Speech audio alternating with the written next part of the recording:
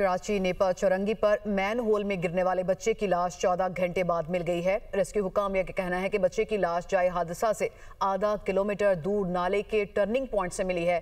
3 साला बच्चे के वालिदैन गम से नढाल हैं। बच्चा रात 10 बजे खुले मैन होल में गिरा। लवाहिकीन ने बर वक्त ऑपरेशन शुरू ना होने पर एहतजाज किया। बच्चे के वालिद नबील का कहना है शॉपिंग करने निकले तो बेटा हाथ छुड़ाकर भागा और मैन होल में गिर गया। मैन होल पर ढक्कन मौजूद नहीं था। रवां साल खुले मैन होल्स और नाले अब तक 6 बच्चों समेत 25 अफराद की जिंदगियां निकल चुके हैं।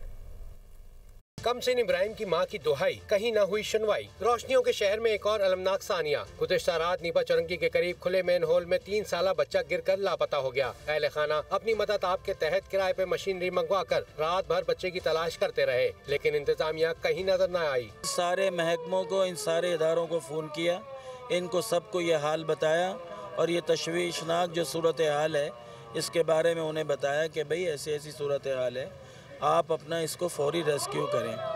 अगर ये रात के अव्वल टाइम के अंदर अगर ये रेस्क्यू जल्दी हो जाता, मशीनरी आ जाती, तो ये इतना बुरा हाल नहीं होता। 12 घंटे ताखीर से जाए हादसा पर पहुंचने वाले deputy commissioner east Ibrar Jafar ने दावा किया कि हुकूमती मशीनरी रात से ही बच्चे को तलाश कर रही थी, लेकिन वो ये तयन न कर सके कि लाइन किसकी है और ढक्कन किसने लगाना था। कि जो भी डिपार्टमेंट है जिनके एंड के ऊपर गफलत है उसके ऊपर बिल्कुल महकमाना कार्रवाई को हम इंश्योर करवाएंगे।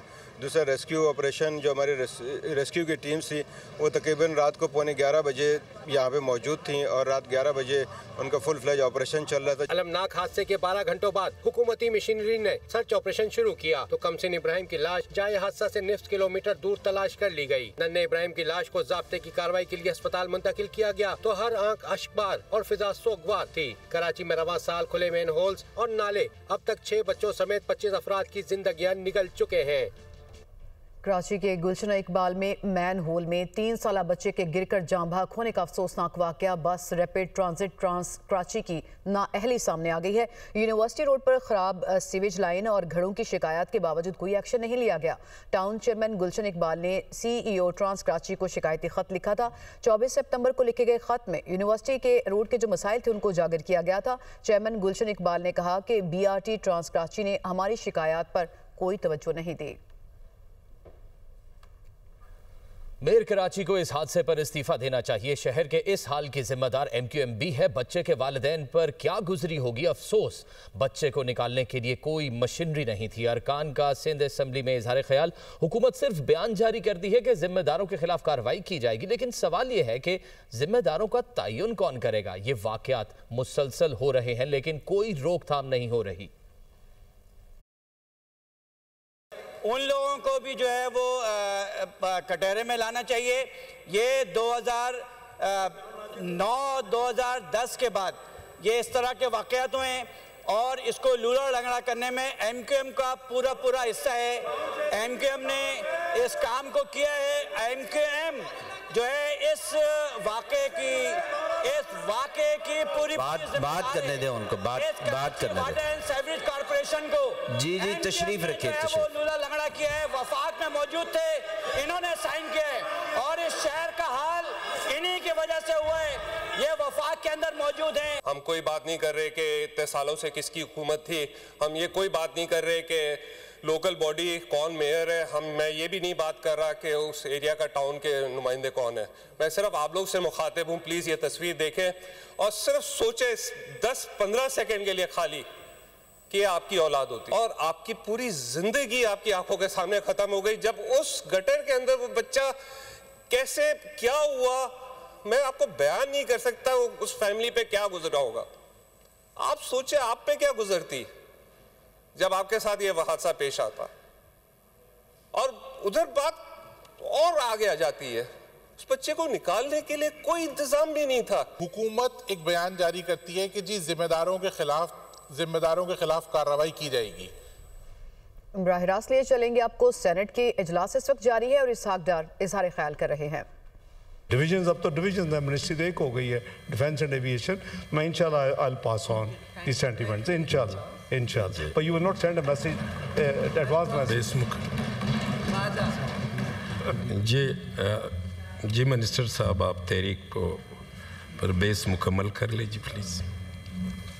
बहुत शुक्रिया चेयरमैन साहब। सर बहुत सैर हासिल गुफ्तगू अवान में हुई है और फ़्लाइट्स के हवाले से चित्राल, कोयटा, सक्खर, उसके हवाले से जो मुश्किलात अवाम को दरपेश हैं वो सारी जो है वो ऑनरेबल सेनेटर्स ने अवान में रिकॉर्ड के तौर पे रखी हैं। मैं इस बात से बिल्कुल इत्तफ़ाक़ करता हूँ कि बाज़ रूट्स ऐसे होते हैं कि जो सिर्फ इसलिए वहाँ पे नहीं फ़्लाइट चलाई जाती कि वहाँ से को बहुत ज़्यादा इनकम हो रही हो किसी इदारे को, उसे तो उस इलाके के लोगों को फैसिलिटेट करने के लिए भी जो हमारी नेशनल एयरलाइन है वो फैसिलिटेशन करती है और करनी चाहिए।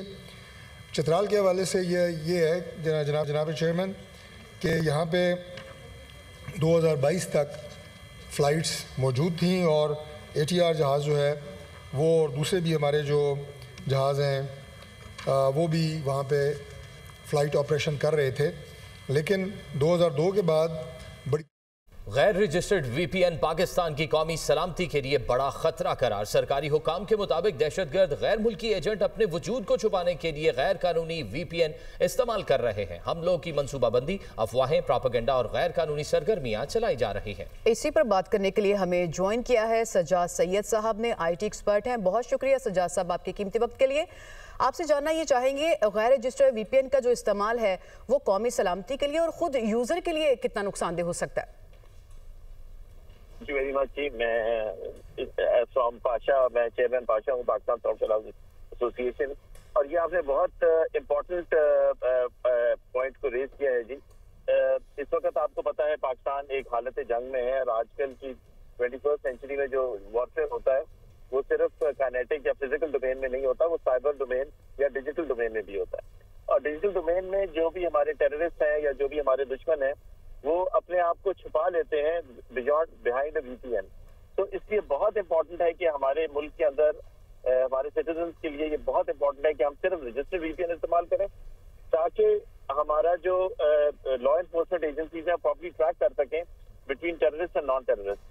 और इस वक्त एक it's a very special circumstance, आप देख रहे हैं कि क्या सिचुएशन है। हर रोज हमारे वेस्टर्न बॉर्डर पे जो है टेररिस्ट एक्टिविटीज होती हैं, हमारे ईस्टर्न बॉर्डर पे भी हमारे एक एनिमी है जिसकी सही। तो ये बड़ी खतरनाक सूरत हाल है कौमी सलामती के लिए भी, गैर रजिस्टर्ड VPN का इस्तेमाल करना और खुद यूजर के अपने लिए भी नुकसानदेह है। सज्जाद सैयद साहब आपने इंसाइट दिया इसके ऊपर आपका बहुत शुक्रिया।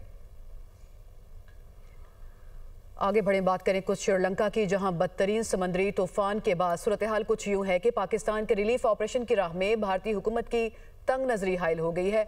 मोदी सरकार कोई मौका हाथ से जाने नहीं देती। अना की तस्कीन के लिए खित्ते के लोगों की जिंदगियों के लिए भी अब खेला जा रहा है। भारतीय हुकूमत फजाई हदूद की बंदिश करके श्रीलंका में पाकिस्तान के रेस्क्यू ऑपरेशन में हायल हुई समुद्री तूफान डुटुआ ने 28 नवंबर को श्रीलंका के साहली इलाकों में तबाही मचा दी। श्रीलंका में समुद्री तूफान के बायस कई अफराद हलाक, बड़ी तादाद में लोग बेघर हो गए। हुकूमत पाकिस्तान का मुश्किल घड़ी में श्रीलंकन भाइयों के साथ मुकम्मल यकजहती का इजहार। वज़ीर आज़म शहबाज शरीफ और फील्ड मार्शल की हर मुमकिन मदद फराहम करने की खुसूसी हिदायत। पाक फौज की 45 रुकनी और NDMA की रेस्क्यू टीमें श्रीलंका रवानगी के लिए तैयार हैं। वफाकी वज़ीर दाखिला मोहसिन नकवी ने खैबर पख्तूनख्वा में अफगान कैंप खत्म करने का ऐलान कर दिया। लाहौर में न्यूज़ कॉन्फ्रेंस करते हुए कहा, तीनों सूबों से अफगान शहरियों को निकाला जा रहा है। खैबर पख्तूनख्वा में तहफ़्फ़ुज़ दिया जा रहा है। वफाकी हुकूमत के फैसले पर हर सूरत अमल करना होगा। हम मज़ीद बम धमाके अफोर्ड नहीं कर सकते।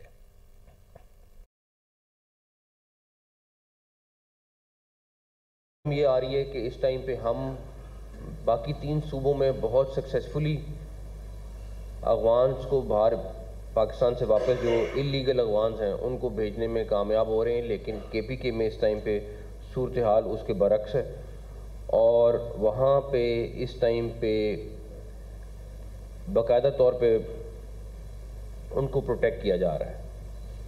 और हाँ, फेडरल गवर्नमेंट ने डी-नोटिफाई किए कैंप्स के वहाँ पे जो अफगान कैंप्स हैं वो ख़त्म कर रहे हैं। चंद दिन पहले FC हेडक्वार्टर पे 3 सुसाइड बॉम्बर्स ने अटैक किया था, वो तीनों के तीनों भी अफगान निकले। उससे पहले कैडेट कॉलेज के ऊपर जो अटैक हुआ उसके भी वो सारे के सारे अफगान थे। जो इस्लामाबाद में ब्लास्ट हुआ उसका भी खुदकुश हमलावर जो था वो अफगान था। अब SHO लेवल पे हर SHO की जिम्मेदारी लगाई जा रही है कि उसने अपने इलाके में अगवांस ढूंढने हैं, जो इलीगल अगवांस हैं उनको हमें हर सूरत वापस भेजना है और उनको ये हर सूरत फेडरल गवर्नमेंट का जो फैसला है उसके ऊपर उनको अमल कराना पड़ेगा, बिकॉज उसकी रीज़न ये है कि हम नहीं अफोर्ड कर सकते और बम ब्लास्ट। अगर हमने किसी को भेजा और वो वापस आएगा, ऑलरेडी इंस्ट्रक्शन पास हो गई है कि वो अब अरेस्ट होगा।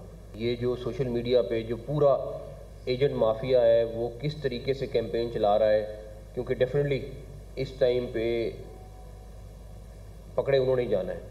वो बेचारा गरीब तो 10 लाख 15 लाख 20 लाख रुपया दे रहा है, उसके पैसे तो हमने रिकवर कराने हैं, लेकिन उनको नहीं छोड़ना जो ये काम कर रहे हैं। पाकिस्तान में अफगान शहरियों की जानिब से दहशतगर्दी फैलाने का मुनज़्ज़म नेटवर्क बेनकाब हुआ है। तलागंग से अफगान शहरी की गिरफ्तारी और एतराफ़ी बयान ने अफगान दहशतगर्द नेटवर्क को बेनकाब कर दिया है। और तलागंग से गिरफ्तार अफगान दहशतगर्द ने कहा कि मेरा नाम कासिम उर्फ हसन है, अफगानिस्तान का रहने वाला हूँ। 10 साल पहले फैमिली समेत अफगानिस्तान से लकी मरवत पाकिस्तान में हम आए थे। फील्ड मार्शल सैयद आसिम मुनीर से मिस्र के वजीर खारजा डॉक्टर बदर अहमद अब्दुल आती ने मुलाकात की है, जिसमें दिफाई ताउन बढ़ाने के अज़्म का अयादा किया गया। मजीद जानिए इस रिपोर्ट में। फील्ड मार्शल सैयद आसिम मुनीर से मिस्री वजीर खारजा की मुलाकात, दिफाई व सलामती अमूर, मिलिट्री टू मिलिट्री ताउन बढ़ाने पर इत्तफाक। ISPR के मुताबिक फील्ड मार्शल और मिस्री वजीर खारजा ने तरबियती इश्तराक, इलाकाई अमन व इस्तेहकाम, दिफा और वसी तर स्ट्रेटेजिक शोबों में हम आहंगी को मजबूत और देरीना ताल्लुकात को मजीद गहरा करने पर इत्तफाक किया। दोनों रहनुमाओं ने खित्ते की बदलती सिक्योरिटी सूरत हाल और उभरते चैलेंजेस से निमटने के लिए आला सतह राब्तों के तसलसल को अहम करार दिया। मिस्री वजीर खारजा ने मिस्री क़यादत की नेक ख्वाहिशात भी पहुँचाई और तमाम शोबों में ताउन को मजीद तौसी देने में दिलचस्पी का इजहार किया। वज़ीर इत्तलात अता तारड़ कहते हैं कि चीफ ऑफ डिफेंस फोर्सेस के नोटिफिकेशन के मामले पर ख्वाजा आसिफ का ट्वीट वाज़े है, हर चीज़ बहुत अच्छे तरीके से चल रही है, किसी किस्म का कोई मसला नहीं है। उस पे ख्वाजा आसिफ साहब का कल मसला पता नहीं बना दिया गया है ट्विटर पे, इलेक्ट्रॉनिक मीडिया पे। कल बड़ी क्लैरिटी के साथ ख्वाजा आसिफ साहब का ट्वीट आया कि हर चीज स्मूथली चल रही है, इसमें किसी किस्म का कोई प्रॉब्लम नहीं।